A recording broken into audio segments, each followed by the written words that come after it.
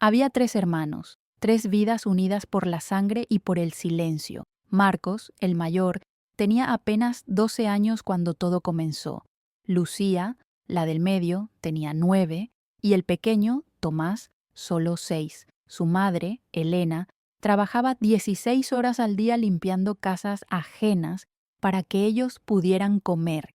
Pero lo que nadie sabía, ni los vecinos, ni los maestros, ni siquiera los propios niños durante mucho tiempo, es que aquella casa vieja en la montaña, heredada de un tío desaparecido, guardaba algo que cambiaría sus vidas para siempre. Esta es la historia de cómo 3 niños sin nada descubrieron un secreto enterrado, enfrentaron el miedo más profundo y demostraron que la familia no se mide por lo que tienes, sino por lo que estás dispuesto a proteger. Prepárate, porque esta jornada te va a partir el corazón y luego lo va a reconstruir. Si te gustan historias originales y únicas, ya deja tu like y suscríbete al canal para no perderte ninguna. Elena Vargas había quedado viuda 3 años atrás. Su esposo, Roberto, murió en un accidente en la mina donde trabajaba. No hubo indemnización, no hubo pensión, solo quedaron deudas, 3 bocas que alimentar y una voluntad de hierro que ella no sabía que tenía. Vivían en un pequeño apartamento en las afueras de San Cristóbal, un pueblo olvidado entre montañas, donde el invierno era brutal y las oportunidades inexistentes. Marcos era un niño callado, de ojos oscuros y manos siempre ocupadas. Desde que su padre murió, él se convirtió en el hombre de la casa sin que nadie se lo pidiera. Ayudaba a su madre con todo: cargar las bolsas del mercado, cuidar de sus hermanos, reparar lo que se rompía con alambre y paciencia, pero por las noches, cuando todos dormían, él lloraba en silencio, porque extrañaba las historias que su padre le contaba antes de dormir. Lucía era diferente, era fuego puro, tenía el cabello negro y rebelde, y una mirada que desafiaba al mundo. En la escuela la llamaban la salvaje, porque no dejaba que nadie molestara a Tomás. Una vez, un niño 2 años mayor intentó quitarle el almuerzo a su hermanito. Lucía le rompió la nariz. La suspendieron 3 días. Elena lloró de vergüenza y orgullo al mismo tiempo. Y Tomás era luz. A pesar de todo, él sonreía. Dibujaba en papeles viejos, inventaba historias sobre superhéroes que salvaban a familias pobres y abrazaba a su madre cada vez que la veía cansada. «Cuando sea grande voy a comprarte una casa enorme, mamá», decía. Elena lo abrazaba fuerte, tragando las lágrimas porque sabía que ese niño merecía más de lo que ella podía darle. Los días eran iguales. Elena salía antes del amanecer. Los niños se preparaban solos para la escuela. Pan con mantequilla si había, solo pan si no. Marcos aseguraba que Lucía y Tomás estuvieran listos y luego caminaban juntos 2 kilómetros hasta la escuela. Por las tardes hacían tareas con lápices gastados y cuadernos remendados. Y por las noches, cuando Elena llegaba exhausta, cenaban juntos lo poco que había: sopa de papa, arroz blanco, a veces un huevo entre los 4. Pero nadie se quejaba, porque Elena les había enseñado algo: somos pobres en dinero, pero ricos en amor, y eso no nos lo quita nadie. Un día de marzo, cuando el otoño comenzaba a pintar las montañas de ocre y oro, llegó una carta. El cartero, don Emilio, un hombre de 70 años que conocía cada rincón del pueblo, tocó la puerta con insistencia. Elena abrió, sorprendida. Nadie les enviaba cartas. «Señora Vargas», dijo don Emilio con seriedad, «esto es del municipio, es sobre una propiedad». Elena tomó el sobre con manos temblorosas. Adentro había un documento oficial. Su tío Mauricio, hermano de su difunto padre, había muerto 6 meses atrás. No tenía hijos ni esposa, y en su testamento le había dejado su única posesión: una casa en la montaña, a 15 kilómetros de San Cristóbal, en un lugar llamado El Silencio. Elena nunca había conocido bien a su tío Mauricio, solo sabía que era un hombre extraño, solitario, que vivía alejado de todos y que nadie visitaba. Algunas personas en el pueblo decían que estaba loco, otras que había hecho algo terrible años atrás y se había escondido en esa casa, pero nadie sabía con certeza. Esa noche, Elena reunió a sus 3 hijos alrededor de la mesa. Marcos tenía una expresión seria, Lucía, curiosa, Tomás, emocionado. «Niños», dijo Elena, «tenemos una oportunidad. Heredé una casa. Podríamos mudarnos allá, dejar de pagar renta, tener un lugar propio». «¿Dónde está mamá?», preguntó Marcos. «En la montaña, en un lugar alejado, muy alejado». Lucía frunció el ceño. «¿Por qué nadie vivía ahí con el tío?». Elena dudó.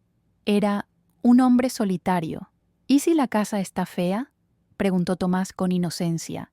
Elena sonrió y acarició su cabello. «Entonces la arreglamos juntos, como siempre hacemos». Marcos miró a su madre a los ojos. «Si tú crees que es lo mejor, mamá, yo te apoyo».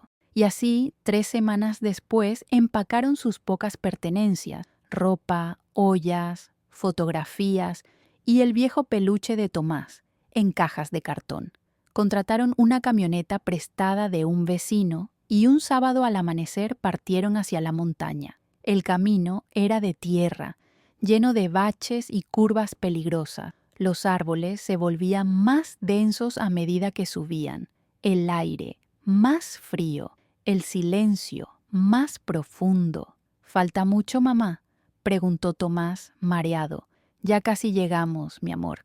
Finalmente, después de 1 hora y media, la camioneta se detuvo frente a un portón de hierro oxidado. Detrás, apenas visible entre la niebla y los árboles, se alzaba la casa. Era vieja, muy vieja, de 2 pisos, con paredes de piedra cubiertas de musgo, ventanas con marcos de madera carcomida y un techo de tejas rojas al que le faltaban varias piezas. La puerta principal era de madera oscura, con una aldaba de bronce en forma de león. Lucía fue la primera en bajar. «Se ve como de película de terror», murmuró. Marcos la siguió, observando todo con atención. «Es grande. Podemos hacerla habitable». Tomás se escondió detrás de su madre. «No me gusta, mamá. Da miedo». Elena respiró hondo. «Es nuestro hogar ahora, y vamos a convertirlo en algo hermoso. Lo prometo». Empujaron el portón. Crujió como si no hubiera sido abierto en años. Caminaron por un sendero de piedras cubiertas de hojas secas hasta la puerta principal. Elena sacó la llave que le habían dado en el municipio. La introdujo en la cerradura, giró con dificultad, y la puerta se abrió. Un olor a humedad y olvido los golpeó. Adentro, todo estaba cubierto de polvo, muebles viejos tapados con sábanas grises, cuadros torcidos en las paredes, un candelabro de hierro colgando del techo y un silencio tan pesado que parecía tener vida propia. «Bueno», dijo Elena con una sonrisa forzada, «tenemos trabajo que hacer». Durante los primeros días limpiaron, barrieron, sacudieron, abrieron ventanas para que entrara el aire. Marcos reparó una mesa rota. Lucía organizó la cocina. Tomás decoró su pequeña habitación con sus dibujos.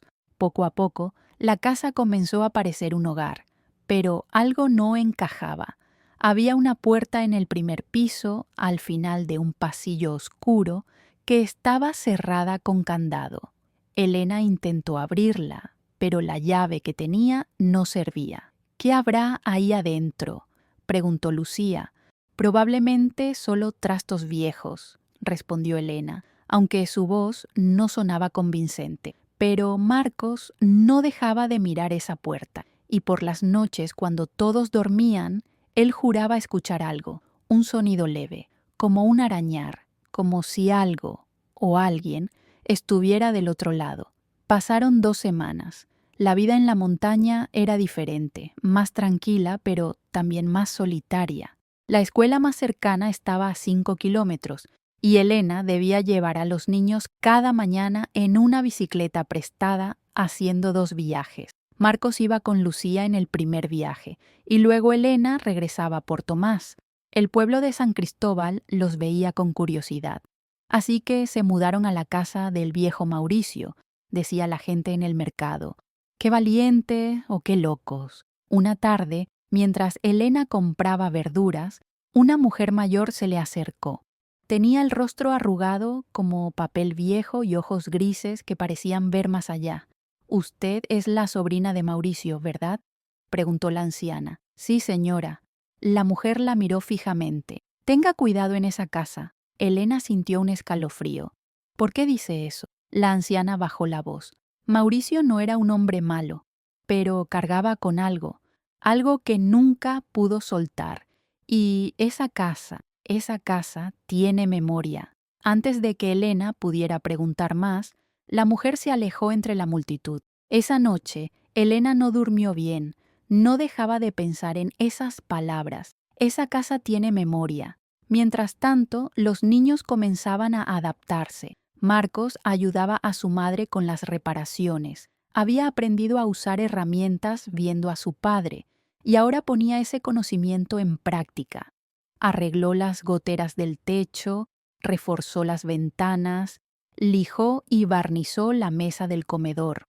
Lucía, por su parte, exploraba. Era intrépida, curiosa, incapaz de quedarse quieta. Subía a los árboles alrededor de la casa, caminaba por el bosque, buscaba senderos escondidos. Una tarde, encontró un viejo pozo de piedra detrás de la casa, cubierto con tablas podridas. «Mira, Marcos, un pozo», gritó emocionada. Marcos se acercó con cautela. Se arrodilló y apartó algunas tablas. El pozo era profundo, muy profundo. Dejó caer una piedra y contó. 1, 2, 3, 4. Finalmente escuchó el chapuzón lejano. «No te acerques a esto, Lucía. Es peligroso». «No soy tonta», respondió ella con desdén. Pero Marcos notó algo extraño. Alrededor del pozo la hierba estaba quemada, como si alguien hubiera encendido una hoguera ahí. Tomás, el más pequeño, pasaba las tardes dibujando, pero sus dibujos comenzaron a cambiar. Antes dibujaba superhéroes y arcoíris, ahora dibujaba la casa. Una y otra vez, la misma casa, con una diferencia. En todos sus dibujos había una figura oscura en una de las ventanas del segundo piso, una silueta sin rostro. «¿Quién es ese, Tomás?», le preguntó Elena un día, señalando el dibujo. Tomás se encogió de hombros. «No sé, ¿siempre está ahí?». «¿Dónde?». «En la ventana, la de arriba, la que siempre está cerrada». Elena sintió un nudo en el estómago. Efectivamente, había una habitación en el segundo piso que nunca habían abierto. La puerta estaba hinchada por la humedad y no cedía. Habían decidido dejarla para después. Pero ahora, con las palabras de Tomás, Elena sintió una inquietud creciente. Esa noche, mientras cenaban sopa de lentejas, Marcos rompió el silencio. «Mamá, ¿por qué el tío Mauricio vivía solo aquí?». Elena dudó. «No lo sé con exactitud, hijo. Nunca lo conocí bien. Pero algo debió pasar, ¿no? La gente en el pueblo habla de él como si fuera un fantasma». Lucía intervino. «Don Emilio, el cartero, me dijo que el tío Mauricio no salía de esta casa hace 20 años, que alguien le llevaba comida una vez al mes, dejaba las bolsas en el portón y él salía de noche a recogerlas». Elena frunció el ceño. «¿Cuándo hablaste con don Emilio?». «El otro día cuando fuimos al pueblo. No quiero que anden haciendo preguntas sobre eso. La vida del tío Mauricio fue su asunto». Pero Marcos no se quedó tranquilo. Esa noche, cuando todos dormían, bajó sigilosamente al primer piso, se paró frente a la puerta cerrada con candado, la observó durante largo rato. Luego, con cuidado, probó jalar el candado. Estaba firme, pero viejo, oxidado. Fue al cobertizo de herramientas y buscó un martillo y un cincel. Regresó a la puerta. Colocó el cincel en la argolla del candado y golpeó.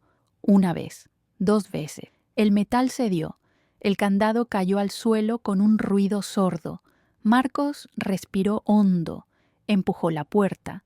crujió al abrirse, revelando una escalera que descendía hacia la oscuridad. No era un sótano común, era más bien una bodega excavada en la tierra. Marcos tomó una linterna y comenzó a bajar. Los escalones eran de piedra irregular, húmedos y fríos. El aire olía a tierra mojada y a algo más, algo desagradable que no podía identificar. Al llegar al fondo, iluminó el espacio. Era una habitación pequeña, con paredes de piedra desnuda.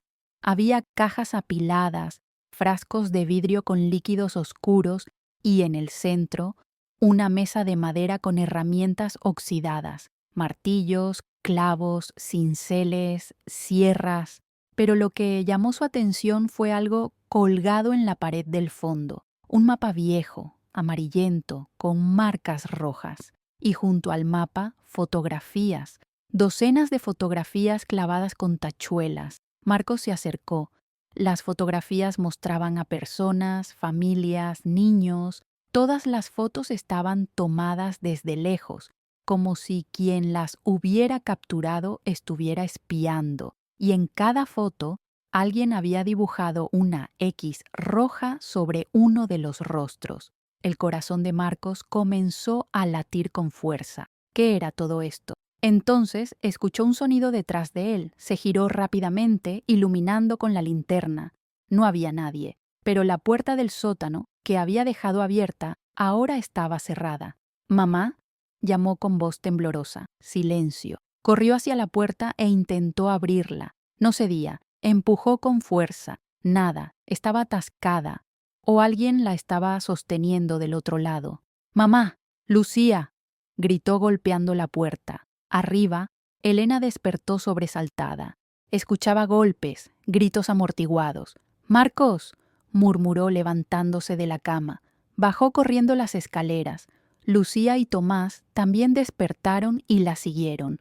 Llegaron al pasillo y vieron la puerta del sótano vibrando con los golpes desde adentro. «¡Marcos!», gritó Elena, jalando la manija. La puerta se abrió de golpe y Marcos salió tambaleándose, pálido como un fantasma. «¿Qué hacías ahí abajo?», preguntó Elena, abrazándolo. Marcos tardó en responder, respirando agitadamente. «Mamá, hay algo muy malo en este lugar, algo que el tío Mauricio estaba escondiendo».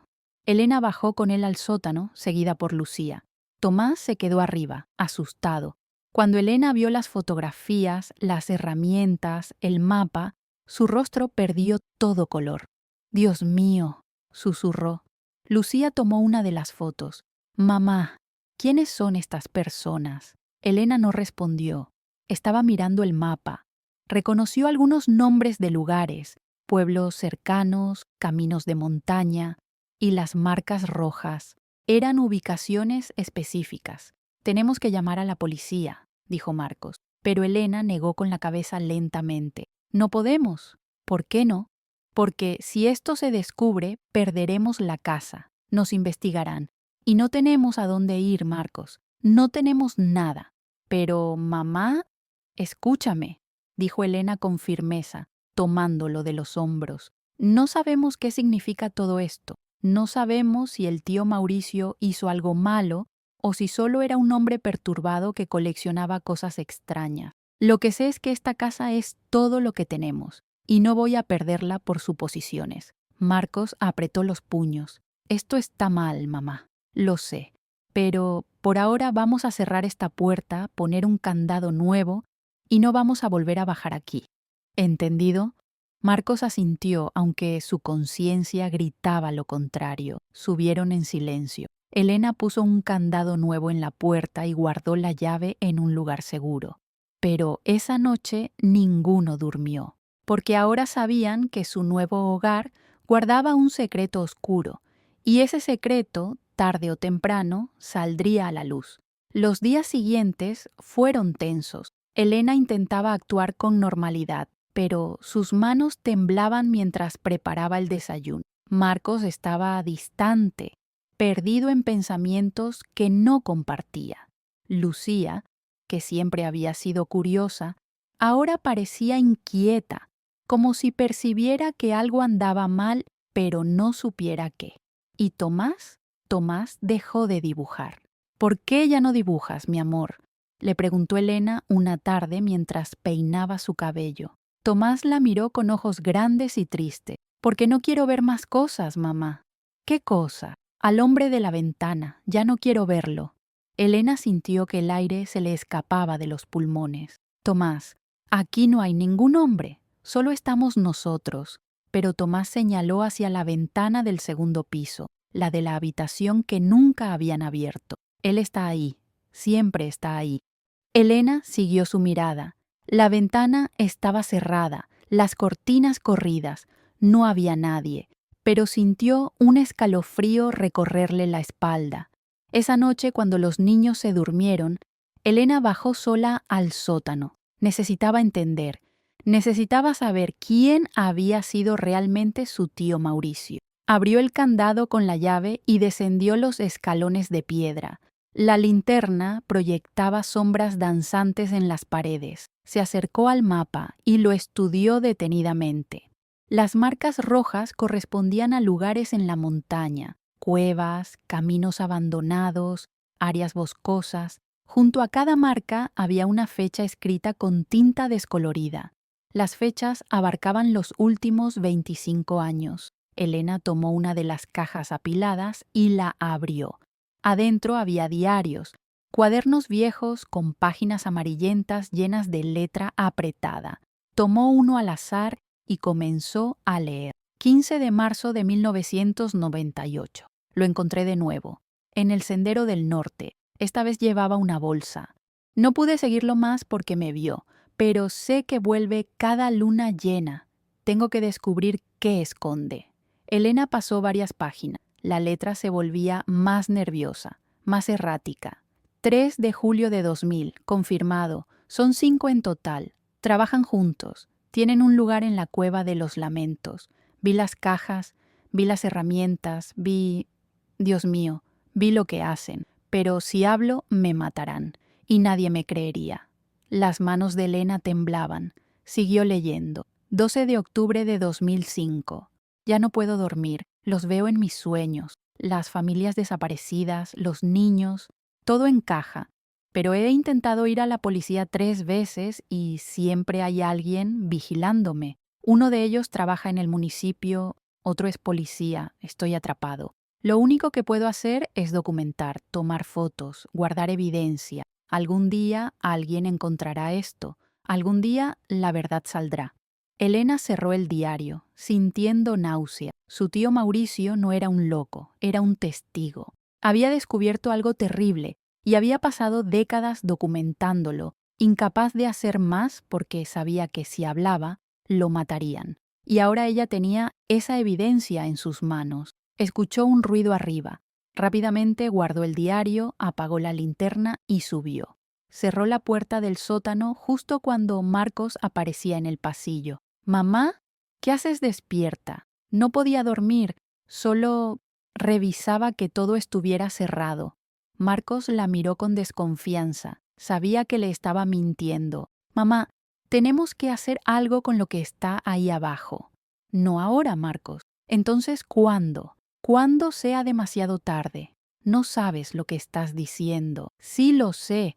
Hay fotos de personas desaparecidas. Hay un mapa con ubicaciones sospechosas. Y tú simplemente quieres ignorarlo porque tienes miedo de perder esta casa». Elena le sostuvo la mirada. «No tengo miedo de perder la casa, Marco. Tengo miedo de perderte a ti, a ustedes. Porque si lo que creo que encontró tu tío Mauricio es verdad, entonces hay gente muy peligrosa involucrada. Gente con poder.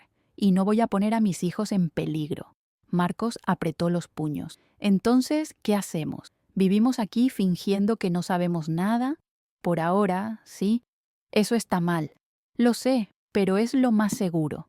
Marcos dio media vuelta y subió las escaleras con pasos pesados. Elena se quedó sola en la oscuridad, sintiendo el peso del secreto aplastándola. Al día siguiente, algo extraño sucedió.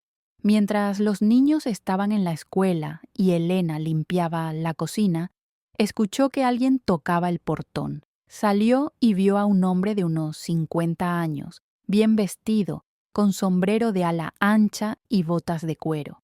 «Buenos días, señora», dijo con una sonrisa que no llegaba a sus ojos. «Soy el señor Paredes, soy agente inmobiliario. Me enteré de que usted heredó esta propiedad». «Así es», respondió Elena con cautela. «Vengo a hacerle una oferta. Represento a un grupo de inversionistas interesados en esta tierra. Le ofrecemos 100,000 pesos, en efectivo». «Ahora mismo», Elena parpadeó. 100,000 pesos era más dinero del que había visto en toda su vida. ¿Por qué querrían comprar esta casa vieja? El hombre se encogió de hombros. La ubicación es estratégica. Quieren desarrollar un complejo turístico en la zona. Algo en su tono no sonaba sincero. Elena negó con la cabeza. «Gracias, pero no estoy interesada en vender». La sonrisa del hombre se desvaneció. «Señora, le estoy haciendo una oferta generosa. Sería prudente que la aceptara». «No estoy interesada», repitió Elena con firmeza. El hombre se quedó mirándola durante un largo momento. Luego asintió lentamente. «Entiendo, pero piénselo bien. A veces aferrarse a ciertas cosas puede ser peligroso». Dio media vuelta y se alejó por el sendero. Elena sintió un escalofrío. No era una amenaza directa, pero el mensaje estaba claro. Esa tarde, cuando los niños regresaron de la escuela, Marcos notó que su madre estaba pálida. «¿Qué pasó, mamá?» Elena intentó sonreír. «Nada, hijo, solo estoy cansada». Pero Marcos no era tonto. Había visto al hombre del sombrero alejándose por el camino cuando ellos regresaban, y algo en su forma de caminar, en su postura, le había parecido amenazante. Esa noche Marcos tomó una decisión. Esperó a que todos durmieran, luego bajó sigilosamente al sótano. Tomó uno de los diarios de su tío Mauricio y una caja con fotografías. Las subió a su habitación y comenzó a estudiarlas a la luz de una vela. Las fotos mostraban a hombres cargando cajas en la noche, vehículos estacionados en lugares remotos, rostros parcialmente ocultos pero reconocibles, y en varias fotos aparecía el mismo símbolo, una estrella de 5 puntas dentro de un círculo. Marcos recordó haber visto ese símbolo antes, pero no recordaba dónde. Siguió revisando los diarios. Su tío Mauricio había sido meticuloso. Había documentado nombres, fechas, lugares. Había creado un archivo completo de lo que parecía ser una red criminal que operaba en las montañas desde hacía décadas. Tráfico de algo. El diario no especificaba qué, pero mencionaba cargamentos, entregas, contactos en la capital. Y entonces Marcos encontró algo que le heló la sangre. Una entrada fechada 2 semanas antes de la muerte de su tío. «Me encontraron. Sé que saben que tengo evidencia. Anoche alguien intentó entrar. Reforcé todas las puertas, pero sé que volverán. Si algo me pasa, que quien encuentre esto sepa. La verdad está en el mapa. Todo lo que necesitan para exponerlos está marcado. Las ubicaciones, las rutas, los nombres. No dejen que esto quede enterrado».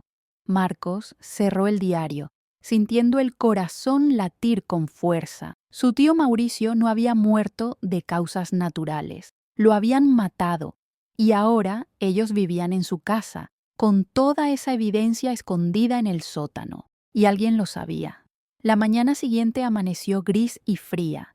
Elena preparaba el desayuno cuando escuchó que Lucía gritaba desde afuera. Corrió hacia la puerta y la encontró en el jardín, señalando hacia el portón. Alguien había pintado un símbolo en el metal oxidado, una estrella de 5 puntas dentro de un círculo, el mismo símbolo que Marcos había visto en las fotografías. Elena sintió que las piernas le flaqueaban. «Entren, todos, ahora». Los 3 niños obedecieron sin rechistar. Elena cerró la puerta con llave, corrió las cortinas y se quedó de pie en medio de la sala, respirando agitadamente. «Mamá, ¿qué significa eso?», preguntó Lucía. Elena no respondió. Marcos habló por ella. «Significa que alguien sabe que encontramos algo, y nos están advirtiendo». Elena lo miró con ojos llenos de miedo. «¿Cómo sabes eso?». Marcos fue a su habitación y regresó con el diario y las fotos. Las puso sobre la mesa. ¿Por qué pasé la noche leyendo esto? El tío Mauricio no estaba loco. Descubrió algo grande, algo que involucra a gente poderosa. Y por eso lo mataron. Elena se llevó las manos a la boca, conteniendo un sollozo. Dios mío. Y ahora nos quieren fuera de aquí porque saben que esa evidencia sigue aquí. Lucía tomó una de las fotos. Entonces, ¿qué hacemos? ¿Nos vamos? Elena negó con la cabeza. No tenemos a dónde ir. No tenemos dinero. Esta casa es todo lo que tenemos. Entonces hay que pelear, dijo Lucía con determinación. No podemos pelear contra gente así, respondió Elena. Marcos se puso de pie. Pero podemos exponer la verdad. Eso es lo que el tío Mauricio quería. Por eso guardó todo esto. ¿Y cómo? ¿Yendo a la policía? Tu tío escribió que hay policías involucrados. Entonces vamos más arriba, a la capital, a los periódicos, a alguien que no esté comprado. Elena lo miró durante un largo momento. Luego suspiró profundamente. Está bien, pero primero necesitamos estar seguros de lo que tenemos. Necesitamos entender completamente lo que tu tío descubrió. Y necesitamos un plan. Durante los siguientes 3 días, la familia se encerró en la casa. Marcos y Elena estudiaron cada diario, cada fotografía, cada nota. Lucía ayudó a organizar todo cronológicamente. Incluso Tomás contribuyó, usando sus habilidades de dibujo para recrear el mapa en una versión más clara y grande. Lo que descubrieron los dejó sin aliento. Durante más de 25 años, un grupo de 5 hombres había operado una red de contrabando en las montañas. No era droga, era algo peor. Tráfico de artefactos arqueológicos robados de sitios ancestrales escondidos en las cuevas. Piezas de oro, cerámicas precolombinas, textiles antiguos, miles de piezas invaluables que eran sacadas ilegalmente del país y vendidas a coleccionistas privados en Europa y Asia. Los 5 hombres eran un empresario local, un oficial de policía, un funcionario del municipio, un transportista y un guía de montaña. Habían construido un imperio criminal que les generaba millones y habían permanecido ocultos porque controlaban las instituciones locales. Mauricio había descubierto todo por accidente. 15 años atrás, mientras caminaba por la montaña, había visto algo extraño. Hombres sacando cajas de una cueva que se suponía estaba vacía. Los siguió, los fotografió, y cuando intentó denunciarlos, casi lo matan. Desde entonces, vivió escondido, documentando, esperando que algún día alguien encontrara su trabajo. «Esto es enorme», murmuró Marcos, mirando el mapa completo extendido sobre la mesa del comedor. Elena asintió. «Y muy peligroso. Pero tenemos que hacerlo», dijo Lucía, «por todas las personas que han sido silenciadas, por el tío Mauricio». En ese momento, escucharon el sonido de vehículos acercándose. 4 camionetas negras se detuvieron frente al portón. «Escondan todo», ordenó Elena. «Rápido». Marcos y Lucía recogieron los diarios, las fotos y los mapas y los llevaron al sótano. Tomás corrió escaleras arriba a esconderse en su habitación. Elena salió al porche intentando aparentar calma. Del primer vehículo bajó el hombre del sombrero, el señor Paredes. Pero ahora no estaba solo. Lo acompañaban 6 hombres más, todos con aspecto intimidante. «Señora Vargas», dijo Paredes con voz fría, «veo que no consideró mi oferta. Ya le dije que no estoy interesada en vender. Eso es una lástima, porque verá, esta propiedad es problemática. El anterior dueño acumuló cosas que no le correspondían, cosas que pertenecen a otras personas. No sé de qué habla». Paredes sonrió sin humor. «Claro que sabe. Su tío era un entrometido, y los entrometidos tienen finales desagradables». Elena sintió el miedo trepar por su garganta, pero se mantuvo firme. «Están en propiedad privada. Les pido que se retiren. O si no, ¿qué? Va a llamar a la policía». Paredes soltó una carcajada. «La policía trabaja para nosotros, señora». En ese momento, Marcos apareció en el porche con una escopeta vieja que había encontrado en el cobertizo. Estaba oxidada y probablemente no funcionaba, pero la sostenía con firmeza. «Aléjense de mi madre», dijo con voz temblorosa pero decidida. Los hombres de Paredes dieron un paso adelante, pero él levantó una mano deteniéndolos. «Vaya, vaya, el muchachito tiene agallas». Se giró hacia Elena. «Señora, le voy a dar 24 horas para que reconsidere. Puede aceptar mi oferta y marcharse con su familia sana y salva, o puede quedarse y... Bueno, los accidentes ocurren en las montañas, especialmente con niños curiosos». Subió a su camioneta y los vehículos se alejaron, dejando una nube de polvo. Elena abrazó a Marcos, que temblaba. «Está bien, hijo, ya se fueron. Mamá, no podemos quedarnos aquí. Van a volver». «Lo sé.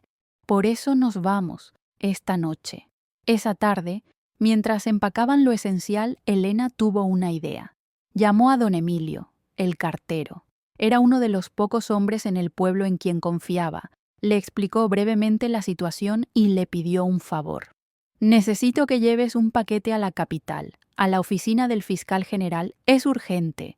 Don Emilio, que había conocido a Mauricio y siempre había sentido que algo extraño rodeaba su muerte, aceptó sin hacer preguntas. Elena y Marcos prepararon un paquete con copias de los documentos más importantes, fotografías clave y una carta explicando todo. Don Emilio lo escondió entre su correspondencia y partió al amanecer siguiente, pero Elena y sus hijos no podían esperar. Esa noche, con solo lo que podían cargar en mochilas, abandonaron la casa por la puerta trasera y se adentraron en el bosque. Caminaron durante horas. Tomás iba cargado en la espalda de Marcos. Lucía llevaba las provisiones. Elena cargaba una mochila con los documentos originales. No podían arriesgarse a perderlos. Llegaron a una cabaña abandonada que Marcos había visto durante sus exploraciones. Era pequeña, fría y húmeda, pero estaba oculta entre los árboles. Ahí se refugiaron. Los días siguientes fueron los más difíciles de sus vidas. Comían lo poco que habían traído, galletas, frutas, agua. Dormían juntos para darse calor. Y esperaban, pero la noche del quinto día escucharon voces, linternas iluminando entre los árboles. Los estaban buscando. «Quédense aquí y no hagan ruido», susurró Elena. Pero Lucía negó con la cabeza. «No, mamá. Si nos separamos, nos van a atrapar. Tenemos que movernos juntos». Elena sabía que tenía razón. Tomaron sus mochilas y salieron por la parte trasera de la cabaña. Se movieron en silencio entre los árboles, guiándose por la luz de la luna. Las voces se acercaban. Marcos reconoció una de ellas. Era Paredes. «Tienen que estar por aquí. El cartero nos dijo que vio humo en esta zona». Elena sintió que el corazón se le hundía. Don Emilio los había traicionado, o lo habían obligado a hablar. De pronto, Tomás tropezó con una raíz y cayó, soltando un gemido de dolor. «¡Ahí!», gritó alguien. Las linternas se giraron hacia ellos. Elena tomó a Tomás en brazos y corrieron. Marcos y Lucía corrían a su lado, saltando sobre troncos caídos, esquivando ramas. Los perseguidores estaban cada vez más cerca. «¿Por aquí?», gritó Lucía, señalando un barranco. Sin pensarlo dos veces, se deslizaron por la pendiente. Rodaron entre tierra y piedras, lastimándose pero sin detenerse. Al fondo del barranco había un arroyo. Lo cruzaron corriendo, el agua helada llegándoles hasta las rodillas. Del otro lado, encontraron una cueva. Entraron y se escondieron en la oscuridad más profunda, conteniendo la respiración. Las voces y las luces pasaron por encima del barranco. Los buscaron durante lo que pareció una eternidad, pero finalmente se alejaron. La familia permaneció en la cueva toda la noche, abrazados, temblando de frío y miedo. Cuando amaneció, Elena tomó una decisión. «No podemos seguir huyendo. Vamos a terminar esto. Vamos a ir directamente a la capital, a pie si es necesario, y vamos a entregar esta evidencia nosotros mismos. El viaje hacia la capital tomó 4 días. Caminaron por senderos ocultos, evitando las carreteras principales. Durmieron bajo los árboles, comieron bayas y lo poco que pudieron comprar en pueblos pequeños donde nadie los conocía. Tomás desarrolló fiebre el segundo día, pero no había tiempo para detenerse. Marcos cargaba a su hermano pequeño la mayor parte del camino. Lucía exploraba adelante, asegurándose de que el camino estuviera despejado, y Elena caminaba con la determinación de una mujer que ya no tiene nada que perder. En el tercer día, mientras descansaban junto a un río, Tomás habló con voz débil. «Mamá, ¿vamos a estar bien?» Elena lo abrazó contra su pecho. «Sí, mi amor, te lo prometo». «¿Y vamos a volver a la casa de la montaña?» Elena intercambió miradas con Marcos. «No lo sé, Tomás, pero donde quiera que estemos, estaremos juntos, y eso es lo único que importa». Lucía se sentó junto a ellos. «Cuando todo esto termine, yo quiero estudiar, quiero ser abogada, para defender a gente como nosotros». Marcos sonrió.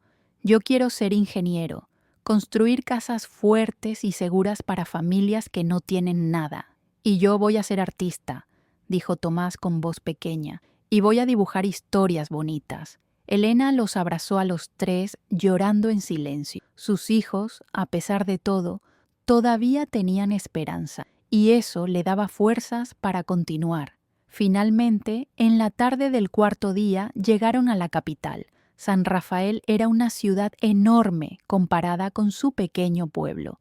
Edificios altos, calles llenas de gente, ruido por todas partes. Los niños miraban todo con ojos grandes, abrumados. Elena preguntó por direcciones y encontró el edificio de la Fiscalía General. Era un edificio imponente de piedra gris, con banderas ondeando en la entrada. Subieron los escalones, sucios, cansados, con ropa rasgada.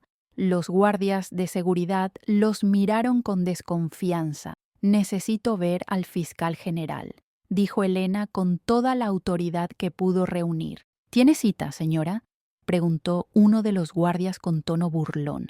«No, pero tengo evidencia de una red criminal que opera en las montañas desde hace 25 años. Tráfico de patrimonio cultural, corrupción policial, asesinato». El guardia iba a responder con otro comentario sarcástico, pero algo en la mirada de Elena lo detuvo. Había una determinación feroz en esos ojos cansados. «Esperen aquí», dijo entrando al edificio. Pasaron 20 minutos, luego 40. Elena comenzaba a temer que los ignorarían, pero entonces el guardia regresó acompañado de una mujer de unos 40 años, con traje negro y expresión seria. «Soy la fiscal adjunta Morales», dijo. «¿Usted tiene evidencia de actividad criminal?» Elena asintió y le entregó la mochila. «Todo está aquí. 25 años de documentación, fotografías, diarios, mapas, nombres, fechas. Mi tío pasó décadas recopilando esto, y lo mataron por ello». La fiscal abrió la mochila y comenzó a revisar el contenido. Su expresión cambió de escéptica a sorprendida, luego a alarmada. «Dios santos, ¿de dónde sacó esto?» «De la casa de mi tío en las montañas, Mauricio Vargas». La fiscal la miró fijamente. «Conozco ese nombre. Hace años presentó una denuncia, pero desapareció del sistema. Alguien la borró, porque hay gente poderosa involucrada». La fiscal cerró la mochila. «Vengan conmigo y no hablen con nadie más». Los llevó a una sala de conferencias privada. Les trajeron agua, comida, mantas. Un médico revisó a Tomás y le dio medicamento para la fiebre. Y durante las siguientes 6 horas, Elena, Marcos y Lucía contaron toda la historia. La fiscal Morales escuchó sin interrumpir, tomando notas. Cuando terminaron, ella se recostó en su silla. «Esto es extraordinario y extremadamente peligroso. Si lo que me están diciendo es verdad, estamos hablando de una operación criminal de escala nacional. Millones de pesos, decenas de funcionarios corruptos. ¿Nos cree?», preguntó Elena. La evidencia es sólida, muy sólida, pero necesito tiempo para verificar, para construir un caso. Y mientras tanto, ustedes están en peligro. ¿Qué sugiere? Protección de testigos. Los voy a ubicar en un lugar seguro mientras inicio la investigación. Durante las siguientes 2 semanas, Elena y sus hijos vivieron en un apartamento anónimo en la capital bajo protección policial. Era pequeño, pero seguro. Tomás se recuperó de su fiebre. Lucía pudo volver a sonreír. Marcos comenzó a dormir sin sobresaltos. Mientras tanto, la fiscal Morales trabajaba. Construyó un equipo de investigadores de confianza. Verificó cada dato, cada foto, cada documento. Envió agentes encubiertos a las montañas. Y lo que encontraron confirmó todo. Las cuevas existían. Los sitios arqueológicos habían sido saqueados. Las rutas de contrabando estaban activas. Pero necesitaba más. Necesitaba capturar a los criminales en el acto. Un mes después, la fiscal Morales visitó a Elena. Necesito su ayuda, dijo. ¿Qué tipo de ayuda? Necesito que regresen a la casa de la montaña. Elena sintió que el corazón se le detenía. ¿Qué? No, de ninguna manera. Escúcheme, hemos estado vigilando a Paredes y su grupo. Creemos que hay un cargamento grande próximo a salir. Si lo atrapamos, podemos desmantelar toda la red. Pero necesitamos que ellos crean que ustedes están fuera del juego, que se rindieron y abandonaron la casa. Está poniendo a mis hijos en peligro. Estarán protegidos. Tendremos agentes encubiertos en toda la zona, pero necesitamos que Paredes y su gente bajen la guardia. Y la única forma es que crean que ganaron. Elena miró a sus hijos. Marcos asintió. Hagámoslo, mamá. Terminemos esto. Lucía apretó los puños. Por el tío Mauricio. Incluso Tomás, aunque asustado, dijo, quiero volver a casa. Elena respiró profundamente. Está bien. Pero si algo sale mal, no saldrá mal, prometió la fiscal. Tengo a los mejores agentes en esto. Una semana después, la familia Vargas regresó a la casa de la montaña. Pero no regresaron solos. Ocultos en el bosque circundante había 20 agentes federales equipados con cámaras, armas y tecnología de vigilancia. La casa parecía intacta, aunque polvorienta. Limpiaron, encendieron las luces, hicieron fuego, todo para dar la apariencia de que habían vuelto derrotados, y esperaron. 3 días después, Paredes apareció. Tocó el portón con insolencia. Elena salió actuando cansada y resignada. ¿Qué quiere? Vine a ver si reconsidera mi oferta. ¿Todavía está interesado? Paredes sonrió. Por supuesto, 50,000 pesos, última oferta. Elena fingió pensarlo. ¿Y nos deja ir sin problemas? Tienen mi palabra. Está bien, acepto. En ese momento, los agentes federales salieron de entre los árboles, docenas de ellos rodeando la propiedad. Un helicóptero apareció sobre las copas de los árboles. Fiscalía General, todos al suelo. Paredes intentó correr, pero fue tacleado por 3 agentes, esposado. Sus hombres intentaron resistirse, pero fueron rápidamente sometidos. Simultáneamente, en 5 ubicaciones diferentes marcadas en el mapa de Mauricio, otros equipos de agentes realizaban redadas. Capturaron a los otros 4 miembros de la red: el empresario, el policía, el funcionario municipal, el transportista y el guía de montaña. En la cueva de Los Lamentos encontraron el mayor alijo de artefactos robados en la historia del país, más de 2,000 piezas de oro, cerámica, textiles y joyas precolombinas valoradas en más de 50 millones de pesos. Fue el caso de la década. Los meses siguientes fueron un torbellino.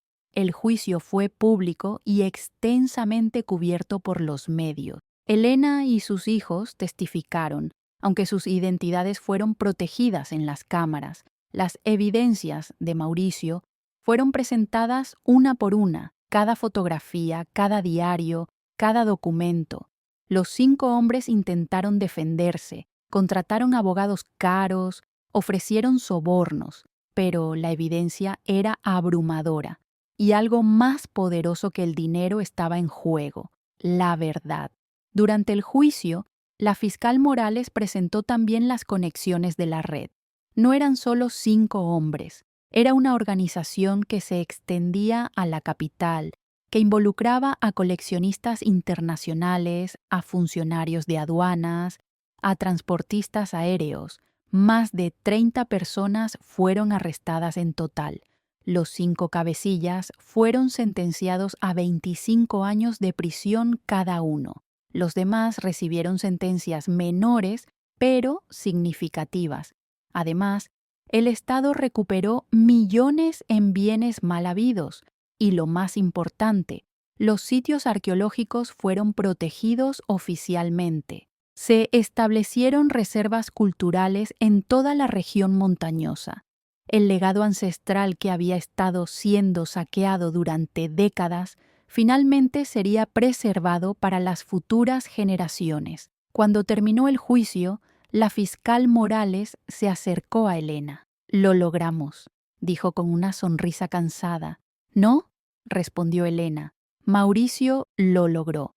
Nosotros solo terminamos su trabajo. Su tío sería muy orgulloso de usted». Elena sintió lágrimas en los ojos. «Espero que sí». Pero ahora quedaba una pregunta. ¿Qué harían con la casa de la montaña? Elena reunió a sus hijos una noche en el apartamento temporal donde todavía vivían. «Necesitamos decidir algo», dijo. «La casa nos sigue perteneciendo. Podemos volver, podemos venderla o podemos quedarnos aquí en la capital». Marcos habló primero. «Yo creo que deberíamos quedarnos en la capital. Aquí hay más oportunidades, escuelas mejores. Yo podría estudiar ingeniería de verdad». Lucía asintió. «Yo también quiero quedarme. Quiero ir a la universidad, estudiar leyes». Tomás miró a su madre con ojos grandes. «¿Y la casa? ¿Queda sola?». Elena acarició su cabello. «Podríamos hacer algo bueno con ella, convertirla en algo que honre la memoria del tío Mauricio». Y así nació la idea. Con la ayuda de la fiscal Morales y el apoyo del gobierno, que estaba agradecido por haber expuesto la red criminal, Elena convirtió la Casa de la Montaña en un museo. No un museo cualquiera, sino un centro de memoria y justicia. La casa fue renovada completamente. El sótano, donde Mauricio había guardado su evidencia, se convirtió en una sala de exhibición permanente que contaba la historia completa. Cómo un hombre solitario había dedicado décadas a documentar una injusticia, cómo había pagado con su vida por buscar la verdad y cómo una familia había completado su misión. En las paredes colgaban las fotografías originales de Mauricio. Sus diarios estaban en vitrinas de vidrio. El mapa, con las ubicaciones marcadas en rojo, ocupaba una pared completa. Y junto a todo esto, información educativa sobre la importancia de proteger el patrimonio cultural. Pero la casa no era solo un museo, también se convirtió en un refugio para familias vulnerables. Elena estableció un programa donde familias sin hogar podían quedarse temporalmente en las habitaciones renovadas mientras reconstruían sus vidas. Les proporcionaban comida, ropa, apoyo psicológico y ayuda para encontrar trabajo. «Si esta casa nos dio refugio cuando lo necesitábamos», dijo Elena durante la ceremonia de inauguración, «entonces debe seguir dando refugio a otros». Con el dinero de la recompensa gubernamental por haber ayudado a desmantelar la red criminal, Elena pudo comprar un pequeño apartamento en la capital para ella y sus hijos. No era lujoso, pero era suyo, y por primera vez en años se sintió segura. Marcos se inscribió en la escuela técnica. Era brillante en matemáticas y física. Sus profesores decían que tenía un futuro prometedor. Lucía, 2 años menor, ya hablaba de ser defensora pública. Quería ayudar a personas como su familia, personas sin recursos que enfrentaban injusticia. Y Tomás volvió a dibujar. Pero ahora sus dibujos eran diferentes. Dibujaba familias felices, casas con luz en las ventanas, niños sonriendo. El hombre oscuro en la ventana había desaparecido de sus dibujos para siempre.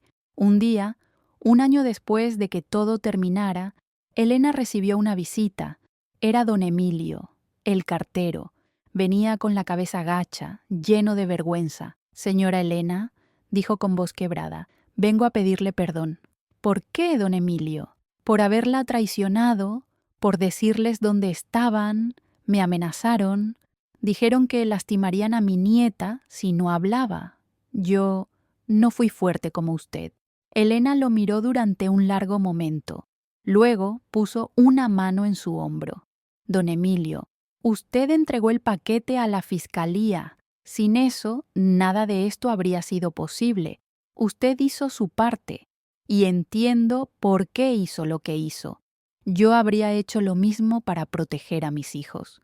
El anciano lloró. Elena lo abrazó. Porque había aprendido algo durante toda esta odisea, que la gente es compleja, que todos hacen lo mejor que pueden con lo que tienen, y que el perdón es a veces más poderoso que el rencor. 3 años después, Marcos se graduó con honores de la escuela técnica. Consiguió una beca completa para estudiar ingeniería civil en la universidad. En su discurso de graduación, habló de su familia, de su tío Mauricio y de cómo las circunstancias no definen quién eres. Mi familia y yo dormimos en el bosque huyendo de criminales, dijo frente a cientos de personas. No teníamos dinero, apenas teníamos comida, pero teníamos algo más importante, teníamos la verdad. Y la verdad, por más pesada que sea, siempre encuentra la forma de salir a la luz. Honro a mi tío Mauricio, quien pagó el precio más alto por defender la verdad.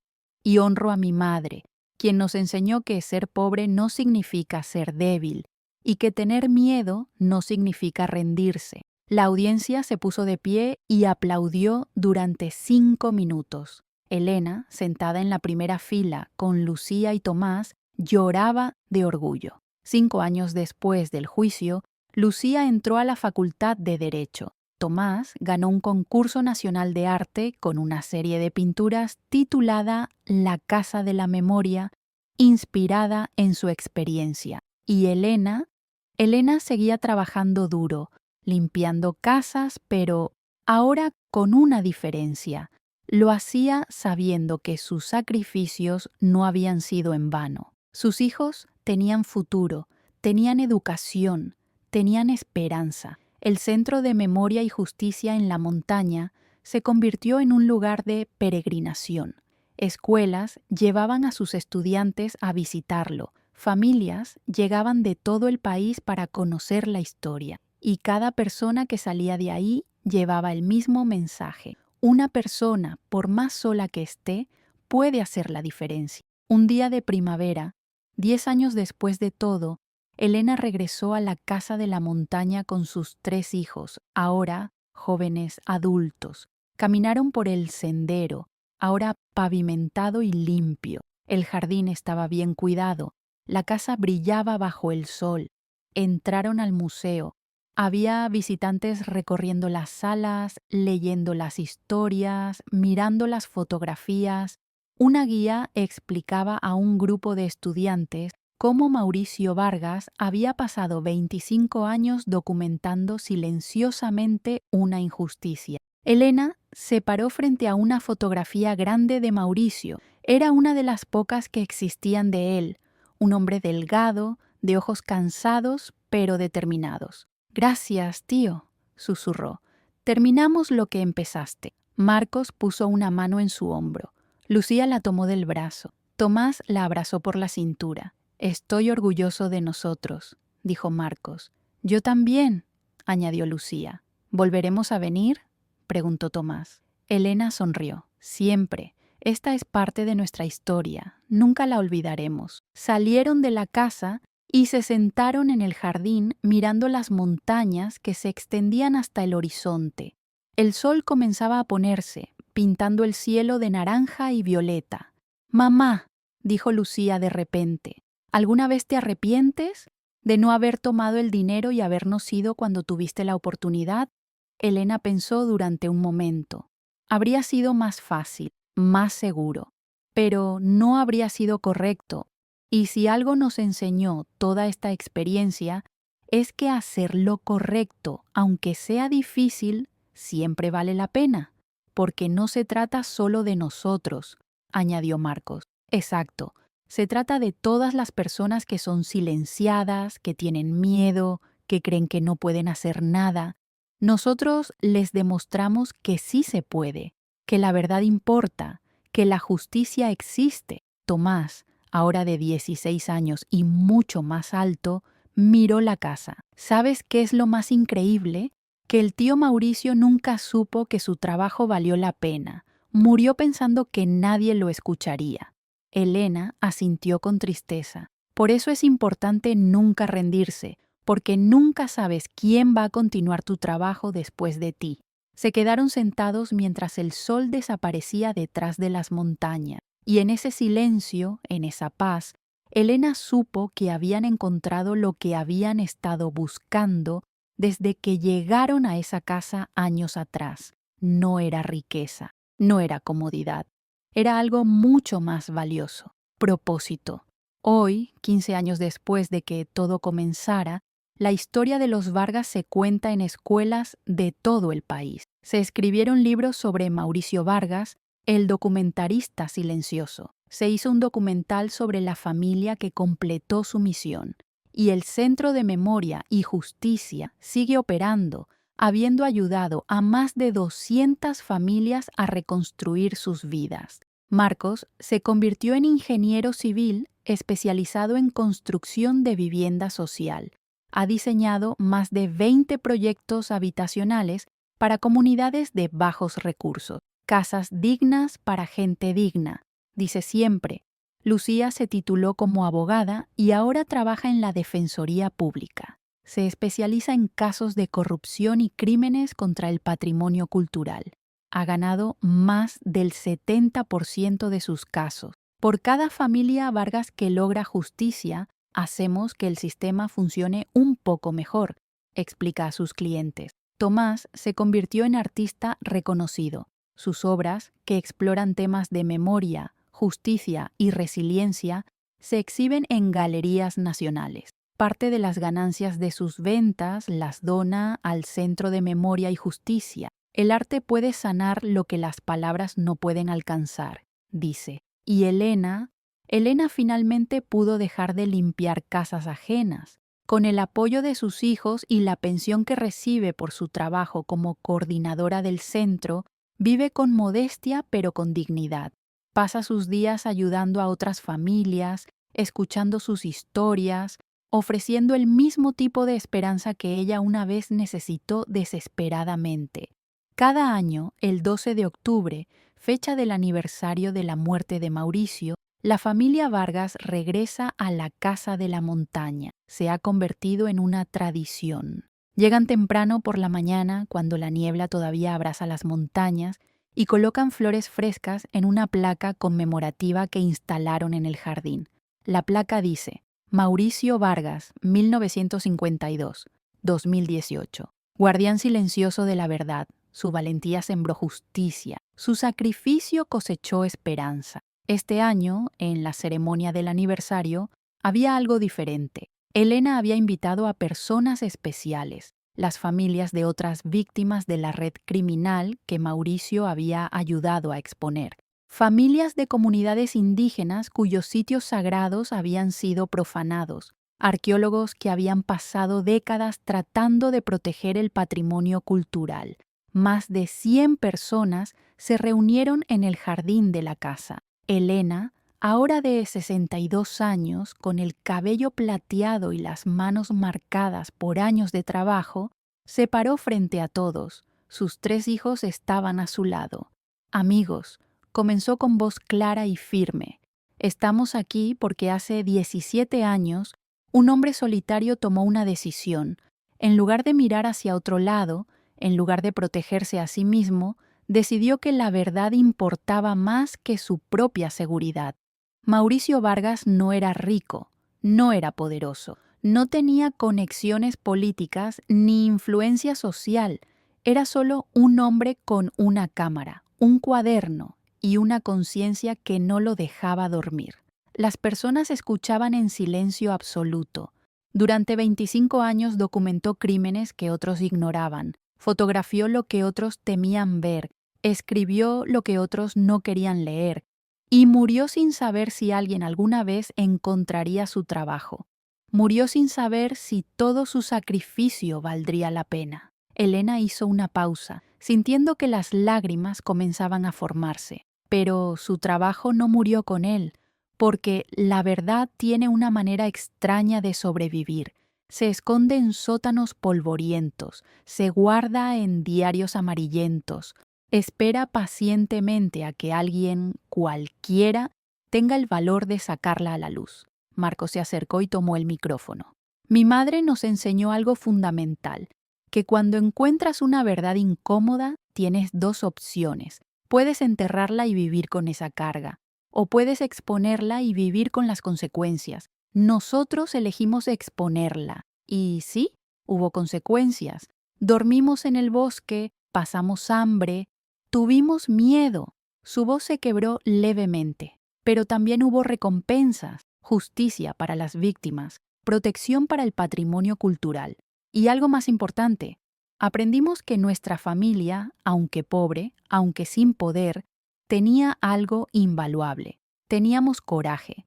Y ese coraje cambió todo. Lucía fue la siguiente en hablar.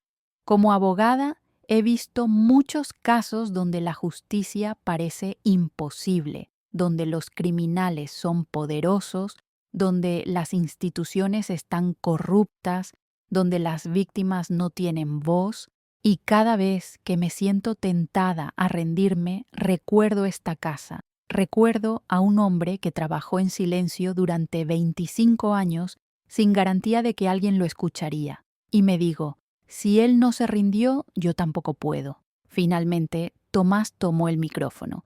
Ahora era un joven de 23 años, alto y seguro de sí mismo, muy diferente al niño asustado que una vez dibujaba sombras en las ventanas. Yo era el más pequeño cuando todo esto sucedió. Tenía 6 años y durante mucho tiempo solo tenía recuerdos confusos, el miedo, la oscuridad, las voces en la noche, pero ahora que soy adulto, entiendo algo que no podía comprender entonces, que mi familia me dio el regalo más grande que un niño puede recibir. Hizo una pausa, mirando a su madre con ojos brillantes. No me dieron riqueza, no me dieron comodidad, me dieron algo mejor, me dieron el ejemplo de vivir con integridad. Me enseñaron que tu valor como persona no se mide por lo que tienes, sino por lo que defiendes, y esa lección ha guiado cada decisión que he tomado en mi vida. Después de los discursos, los asistentes recorrieron el museo. Muchos lloraban al ver las fotografías, al leer los diarios. Algunos reconocían lugares en las imágenes, lugares de sus propias comunidades que habían sido saqueados. Una mujer mayor se acercó a Elena. Era indígena, vestía ropas tradicionales bordadas con símbolos ancestrales. Señora Vargas, dijo en voz baja, vengo de la comunidad de Tierra Alta. Hace 20 años profanaron nuestro cementerio sagrado. Se llevaron vasijas ceremoniales que habían sido enterradas con nuestros ancestros. Nunca supimos quién fue.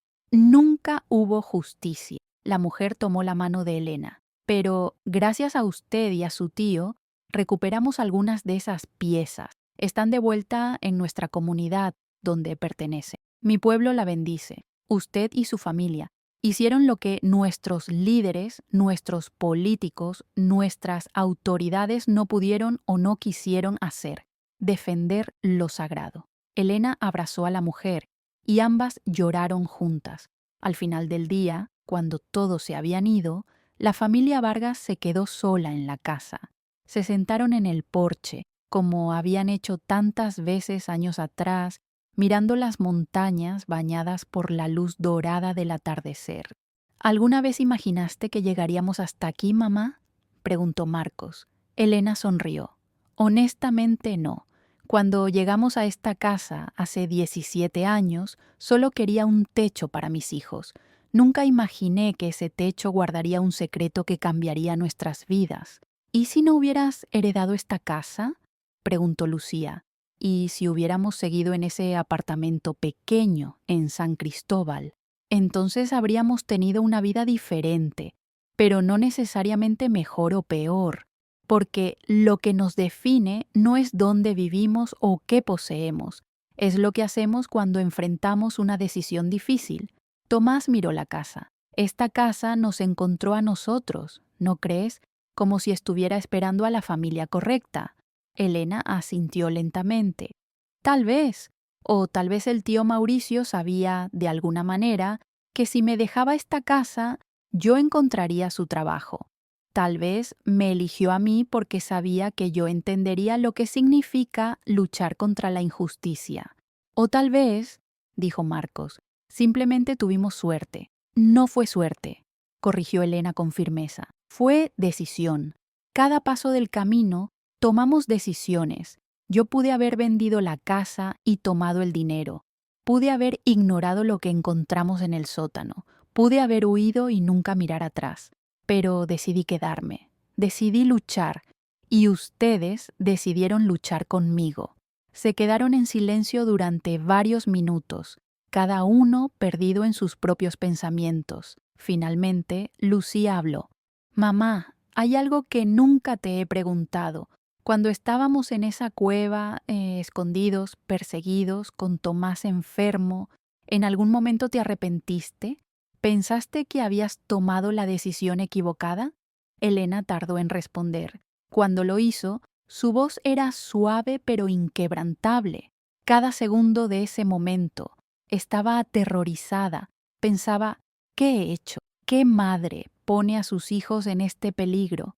Pero entonces miraba sus rostros y veía algo que me daba fuerza. No veía miedo. Bueno, sí había miedo, pero también veía determinación.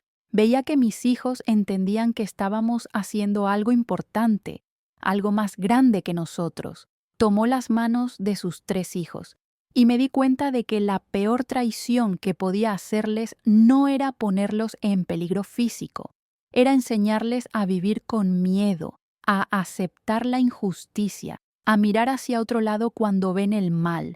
Ese habría sido el verdadero fracaso como madre. Marcos apretó la mano de su madre. Hiciste lo correcto, mamá. Y mira dónde estamos ahora. Elena miró a sus 3 hijos, ahora adultos, exitosos, llenos de propósito. Marcos, el ingeniero que construía esperanza con ladrillos y cemento.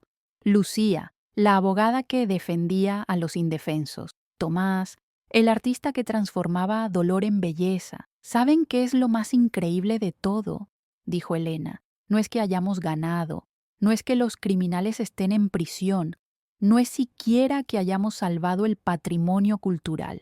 ¿Entonces qué es?, preguntó Tomás. Es que ustedes 3 crecieron creyendo que una persona puede hacer la diferencia, que la verdad importa, que la justicia es posible, y ahora están usando esas creencias para cambiar el mundo a su manera. El legado del tío Mauricio no es solo la evidencia que dejó, es la cadena de personas que inspiró a actuar. Lucía sonrió.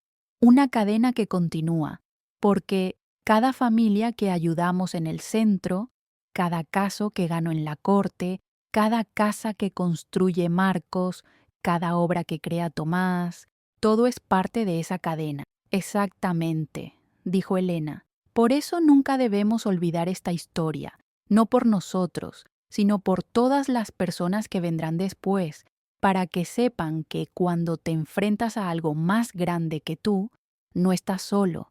Alguien antes que tú también tuvo miedo, alguien también dudó, pero siguió adelante de todos modos y cambió el mundo. El sol finalmente se ocultó detrás de las montañas, sumergiendo el valle en un crepúsculo azul. Las primeras estrellas comenzaron a aparecer en el cielo. Deberíamos irnos, dijo Marcos. Se está haciendo tarde. Pero ninguno se movió. Querían quedarse un momento más en ese lugar que los había transformado, Elena se puso de pie y caminó hasta la placa conmemorativa de Mauricio. Puso su mano sobre el bronce frío. «Gracias, tío», susurró, «por tu valentía, por tu sacrificio, por confiar en que alguien terminaría lo que comenzaste. Descansa en paz sabiendo que tu vida tuvo significado, que tu muerte no fue en vano, que tu verdad finalmente fue escuchada». Sus 3 hijos se unieron a ella, cada uno tocando la placa, y en ese momento, en ese lugar donde el miedo una vez reinó, donde los secretos oscuros se escondían en sótanos húmedos, donde la injusticia parecía invencible, ahora solo había paz, y luz, y esperanza, porque 3 niños y una madre sola habían demostrado algo que el mundo necesitaba recordar, que no necesitas ser rico para ser valiente, que no necesitas poder para defender la verdad, que no necesitas ser perfecto para hacer lo correcto. Solo necesitas decidir que algunas cosas valen más que la comodidad, que algunas batallas deben ser peleadas aunque el resultado sea incierto, que algunas verdades deben ser dichas aunque el silencio sea más fácil, y que al final lo que define una vida no es cuánto acumulas, sino cuánto das. No es cuánto recibes, sino cuánto compartes. No es cuán seguro vives, sino cuán auténticamente. La familia Vargas subió a su automóvil y comenzó el descenso de la montaña. En el espejo retrovisor, Elena vio la casa hacerse cada vez más pequeña, hasta que las curvas del camino la ocultaron completamente. Pero sabía que volverían, siempre volverían, porque esa casa, con todos sus secretos y sus dolores, con su oscuridad y su luz, no era solo un edificio de piedra y madera, era un recordatorio de que la justicia es posible, de que la verdad prevalece, de que una familia, sin importar cuán pequeña o pobre, puede cambiar el mundo, y de que los secretos enterrados, tarde o temprano, siempre encuentran la manera de salir a la luz.